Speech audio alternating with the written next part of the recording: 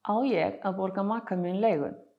Þetta er rosalega algeng spurning sem kemur upp þegar fólk byrjar að búa saman og annar aðilinn á fasteign en ekki hinn.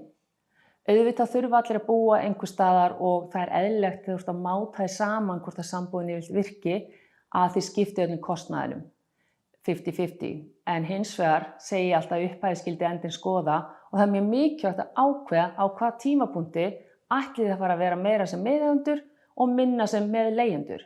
Þannig að hvað ætlið að vera eftir 3, 5, 6, 7 ár? Því það er ótrúlega algengt að fólk hugsar ekkert út í þetta. Og þá er það bara sá sem á eignina, hann borgar af eigninni og sá sem á ekki eignina, í staðinn fyrir að borga leigu, hann borgar bara allt hitt. Þú veist, hann sér krakkana, leikskólagjöldin, frístundagjöldin, jafnvel íþróttagjöldin, fötin, kaupir í matinn og allt þetta smotteri.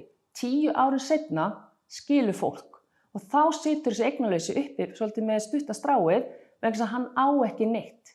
Hann getur ekki einu sinni sýnt fram á hann sem búinn að borga af húsnæðinu, þannig að hann borgaði bara þetta smotteri sem var kannski jafnvel ennþá hærra en húsnæðisverðið. Þannig að kynnið ykkur réttindin og passið að standa ekki upp með stutta stráið.